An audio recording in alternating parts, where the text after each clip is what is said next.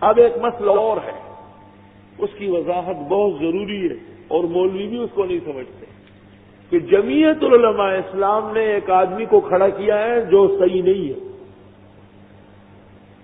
مسلمان تو ہے، یہاں غیر مسلم تو نہیں ہوتا ہے، مگر زیادہ اچھا نہیں، کوئی وکیل ہے، کوئی داڑھی مونڈا ہے، کوئی ایسا ہے ویسا ہے، یہ جمعیت کا آدمی۔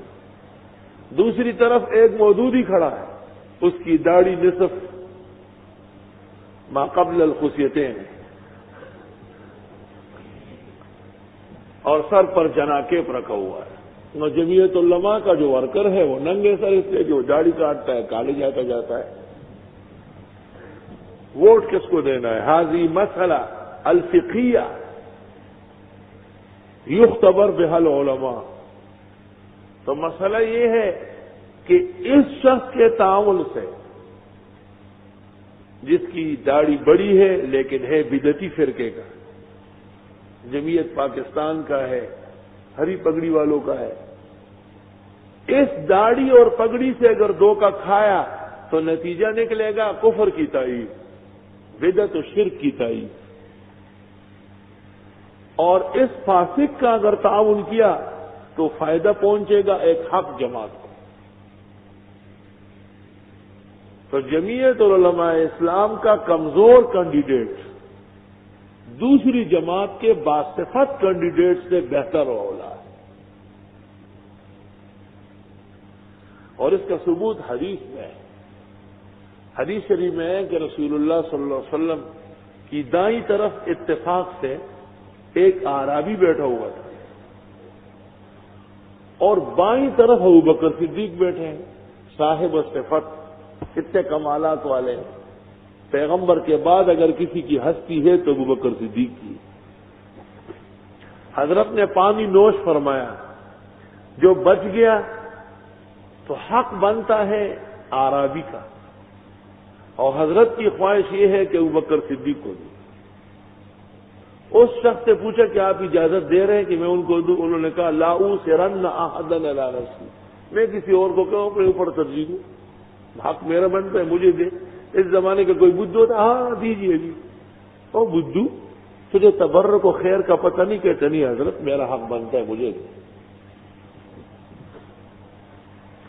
تو حضرت نے غصے میں فَتَلَّهُ فِي رَقٍ، کیا مطلب ہے کہ ابوبکر صدیق کے تمام کمالات کے باوجود اس وقت جس طرف بیٹھا ہے وہاں کا حق نہیں ہے، اور اعرابی کی کمزوریوں کے باوجود جس جگہ بیٹھا ہے وہ حقدار ہے۔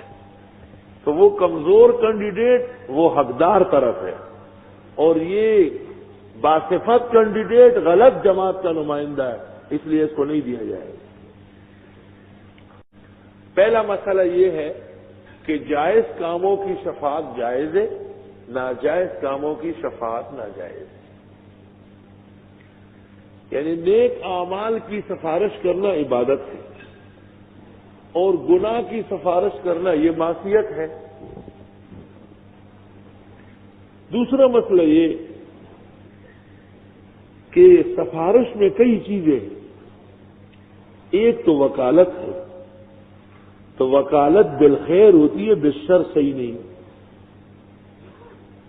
دوسرا یہ کہ جس کی آپ سفارش کرتے ہیں ایک امانت ہے جس کی آپ ادائیگی کرتے ہیں، اگر غلط چیز کی آپ نے سفارش کی تو لا ایمان لمن لا امانت له۔ تیسری بات یہ کہ سفارش کے اندر شہادت بھی ہے، اور شہادت بالزور گناہ کبیرہ۔ تو الشفاعت تتضمن امورا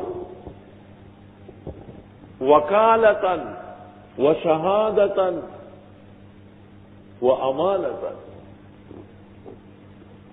مثلا ووٹ،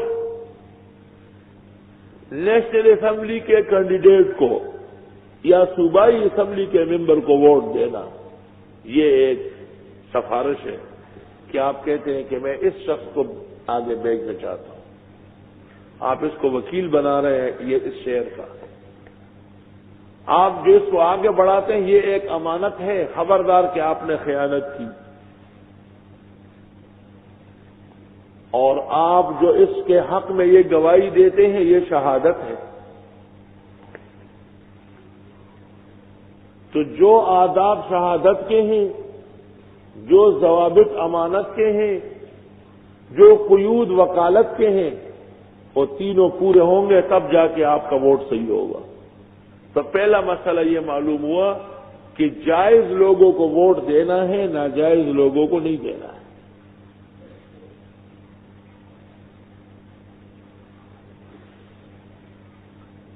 جو جماعتیں خیر پر گامزن ہیں،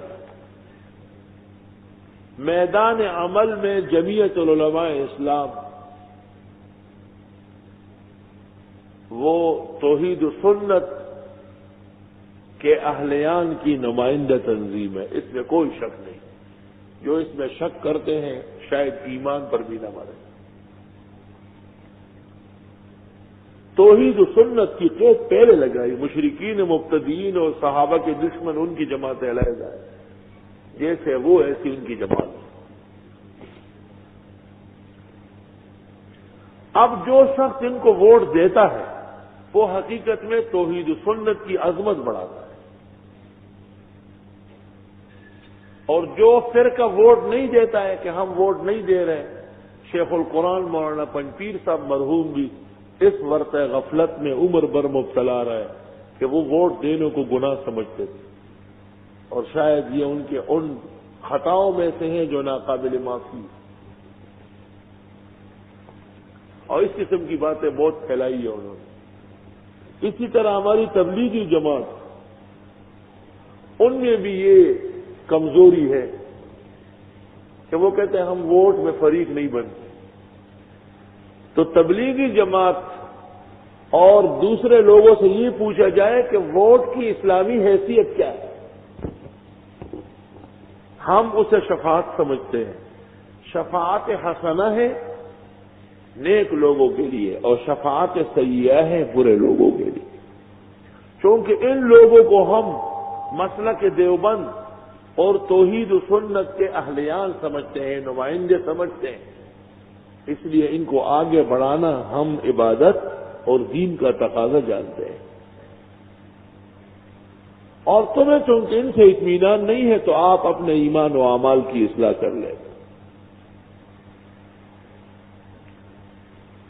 ہمارے بزرگوں نے اس کی اتنی زبردست حفاظت کی کہ جب مولانا مفتی محمود صاحب رحمۃ اللہ علیہ صوبہ سرحد کے وزیر اعلیٰ تھے تو ہمارے استاد مولانا مفتی احمد الرحمان صاحب رحمۃ اللہ علیہ کے ایک دوست تھے وہاں دہلی سوسائٹی میں، تو انہوں نے مفتی احمد الرحمان صاحب سے کہا کہ میں نے باہر کسی بڑے بینک میں کام کیا ہے، اب میں ریٹائر ہو کے وطن آیا ہوں، اور مفتی صاحب وزیر اعلیٰ ہے، اگر وہ میری سفارش کر لے تو میں کسی بینک میں بڑے عہدے پہ لگ جاؤں۔ مفتی احمد الرحمان سے فرماتے تھے کہ میں نے کہا کہ یہ تو بڑا آسان ہے، ٹیلی فون کر کے مفتی محمود صاحب سے وزیر اعلیٰ ہاؤس پشاور بات ہوئی، تو مفتی صاحب نے وہاں سے جو بات فرمائی وہ اس طرح تھی کہ میں بینک کی ملازمت کو حرام سمجھتا ہوں، اور حرام کام کی سفارش اور اس کے لیے کام کرنا بھی ناجائز سمجھتا ہوں،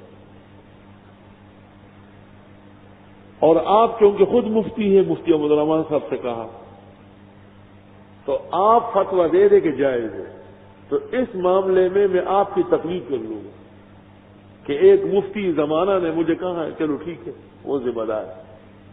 مفتی احمد الرحمان سے فرماتے تھے کہ اب ٹیلی فون میں بند نہیں کر سکتا تھا، چاہتا تھا کہ جلدی بند ہو جائے، کہ میں تو پھنس گیا کہ حضرت وزیر اعلیٰ کے منصب پہ پہنچ کر کے حرام و حلال کا اتنا پابند ہے وہ،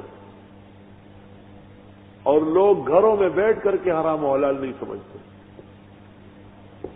اور تیسری بات یہ فرمائی کہ یہ مرکزی حکومت کا مسئلہ ہے، وزیر اعلیٰ اس میں سفارش کر سکتا ہے، فیصلہ نہیں کر سکتا، ہاں شرعی وجوہ موجود ہونے کے بعد میں سفارش کر لوں گا۔ تو حضرت نے فرمایا کہ میں نے کہا کہ حضرت میں معافی چاہتا ہوں، آپ کو اذیت پہنچائی، میری توبہ ہے۔ تو ہمارے لوگوں نے تو وزارت اولیاء کے عہدے پر پہنچ کر کے بھی ایمان کی سرحدوں کی حفاظت کی، اور لوگ اپنے آپ کو جماعت اسلامی کہتے ہیں، اور سکھوں کو موحد اور ان کی جماعت کو موحد جماعت کہتے ہیں۔ میں نے وہ دونوں اخبار محفوظ کیے ہیں، جس میں جماعت اسلامی نے سکھوں کی دعوت کی اور تقریر کی، دونوں موجود ہیں۔ اور پتہ نہیں آگے چل کر کے یہ مرزائیوں کو اپنے گھر بلائیں گے یا کیا کریں گے۔